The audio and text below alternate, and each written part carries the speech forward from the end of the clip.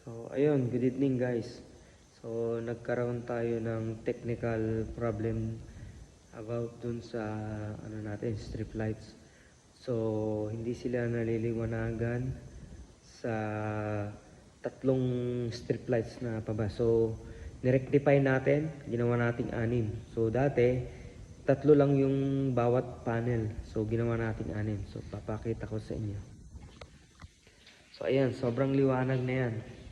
Dati yan, tatlo lang. So, nirectify natin, ginawa nating 6. So, sobrang liwanag na yan. So, para ka lang nasa buwan ngayon. Sobrang liwanag. Yan lang nakailaw. Wala, nakapatay yung ilaw sa taas. So, ito. Ito kasi yan, mga kaibigan. So, ito kasi, papatungan pa natin ng, ito. Ito yung, fiberglass o acrylic na ipapatong na itatapal para makita yung sinag nung ilaw natin. So, ito yung ipapatong, yung stone. So, ito yung stone na ilalagay sa buong wall na to. Yan, para mapaliwanag niya. So, ayan, sobrang liwanag na ngayon guys. Grabe. So, yan. So, ngayon, tapos na tayo sa rectify nung ilaw natin. Dati, 3, ngayon 6 na.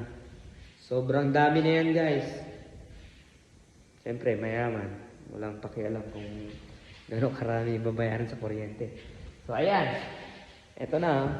Ito, 1/2 yung size niya. Tapos itong sa pagitan is 3/4.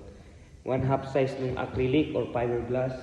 Tapos plus yung marble na 3/4 size din to ng marble. So ito yung marble na papaliwanagin yung ginawa natin.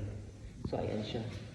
So pag natapos ng gumagawa ng marble, ipapakita natin sa inyo kung gaano kaganda yung output na ginawa ng ilaw para lang mag-reflect yung ilaw para sa marble na to.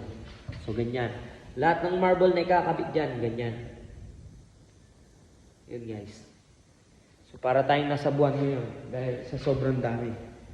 Siyempre, sobrang hirap din gawin yan guys. What to do? Sarmiento Electrical Supply ang gumawa. Bye guys. Thank you.